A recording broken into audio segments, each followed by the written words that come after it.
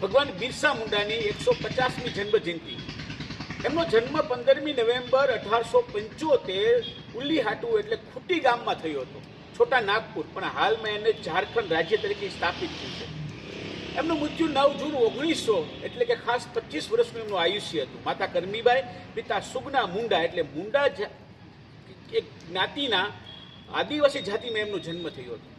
આમ જુઓ ને તો કેટલાય દેશ સ્વતંત્ર સેનાનીઓનું નામ આપણે બધાએ સાંભળ્યું છે, પણ એવો સ્વતંત્ર સેનાની જેને આદિવાસી જાતિને આ અંગ્રેજો એટલે કે ખાસ કરીને જ્યારે અંગ્રેજ સત્તાના હિમાયતી, શાહુકાર, જાગીરદાર, જમીનદાર જ્યારે આદિવાસીનું શોષણની ચરણસીમા પર હતું ને, ત્યારે એક આ આદેશ ક્રાંતિકારી અને આદિજાતિના એ સ્વાતંત્ર્ય સેનાનીનો જન્મ થયો. બસ 25 વર્ષની આયુષ્યની અંદર એને સમાજને, એને દેશને, એને પોતાની આદિવાસી જાતિને કેટલાય હિમાયતી સૂત્રો આપ્યા, કેટલું કામ કરવાનું કીધું. ગાયની સેવા કરો, પ્રાણીઓની સેવા કરો, વડીલોને આદર આપો, સંપથી રહો, એનાથી વધારે સ્વચ્છ ઘર રાખો, દરેક ઘર ગામ સ્વચ્છ રાખો, ઘરની અંદર તુલસીનો છોડ વાવો, ધર્મ અને સંસ્કૃતિને બચાવો, જાતિ, ધર્મ અને પૂર્વજોની ઉપર અતૂટ શ્રદ્ધા રાખો. કેટલી બધી મોટી મોટી વાતો કરવા કરતાં એક આદિવાસી જાતિના ક્રાંતિકારીએ બિરસા મુંડાએ જે સૂત્રો આપ્યા અને જીવન જીવવા માટે ખરેખર મારે તમારે અત્યારના સમયમાં સૌથી શ્રેષ્ઠ સૂત્રો છે. ગ્રામ, નગર અને વનવાસી, આપણે સૌ ભારતવાસી, એવા શબ્દોથી એને આ ક્રાંતિકારીએ સૌથી શ્રેષ્ઠ કામ કર્યું. આમ જુઓ ને તો મુંડા જાતિનું નેતૃત્વ એમને 19મી સદીમાં આદિવાસી જાતિના ચળવળ તરીકે નેતૃત્વ એમને કરવાનું હતું અને નેતૃત્વ કર્યું છે. બસ આ દિવસને એટલે કે ભારત સરકારે 15મી નવેમ્બરને બિરસા મુંડા ભગવાનની યાદની અંદર એમને જનજાતીય ગૌરવ દિવસ તરીકે સ્થાપિત કર્યું છે અને સમગ્ર ભારત વર્ષની અંદર આ દિવસ ઉજવવામાં આવે છે.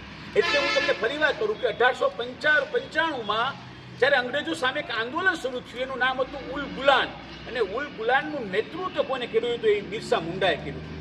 તો આવી રીતે દારૂ છોડો, ઘર ગામની સફાઈ કરો, જાદુ, ડાકણ, જાદુ ટોણા એટલે એ સમયનો જે અંધવિશ્વાસ હતો એને દૂર કરવાનું ને સમાજને કીધું કે આ દૂર કરો. બસ બધા ભણવું જોઈએ. આ જમીન, આ માટી, એની કિંમત આપણી છે. આપણી જમીન માટે, આપણી માટી માટે, આપણા દેશ માટે આપણે કાંઈ પણ કરી છૂટવું જોઈએ. બસ ધર્મની સાથે સંસ્કૃતિને બચાવવાનું સૌથી શ્રેષ્ઠ કામ કર્યું. એનાથી વધારે સમાજની અંદર જ્યારે જાતિ, ધર્મ એની સાથે સાથે પૂર્વજોએ જે વાત કરી છે એને બચાવવા શું કરવું જોઈએ, એની ઉપર અતૂટ શ્રદ્ધા મૂકવી જોઈએ. એ બિરસા મુંડાએ આપણી સામે વાત કરી. એટલે આ જાતિના ધર્મ, સંસ્કૃતિ, દેશની સ્વતંત્રતા બચાવવા માટે કામ કર્યું. દેશના સ્વાતંત્ર્ય સંગ્રામની અંદર આદિજાતિને ગૌરવ અપાયું છે એમને. એનાથી વધારે ઝારખંડના સ્વાતંત્ર્ય સેનાની અને ક્રાંતિકારી તરીકે એઓ સ્થાપિત થયા છે. એટલે આજના દિવસે પણ મહાત્મા બિરસા, ધરતી આંબા, ભગવાન આંબા બિરસા મુંડા તરીકે ઓળખાય છે. બસ એમને આજના દિવસે એક શિક્ષક તરીકે ખૂબ નમન કરું છું. વનસ્પતિ અને જડીબુટ્ટી માટે તેઓ શ્રેષ્ઠ કામ કરી ગયા છે, એટલે એને વન દેવતા તરીકે પણ સ્થાપિત થયા છે. આવા આદિવાસી જાતિનું ગૌરવ, ઝારખંડ રાજ્યના ક્રાંતિકારી, આપણા દેશને અંગ્રેજો સામે લડાઈ કરી, ત્યારે એક વિસ્તારને, એક સમાજને, એક રાજ્યને જેને લડાઈ કરી અને પોતે 25 વર્ષની આયુષ્યમાં જેને બચાવ્યું છે, એવા ક્રાંતિકારીને સત્સન્માન.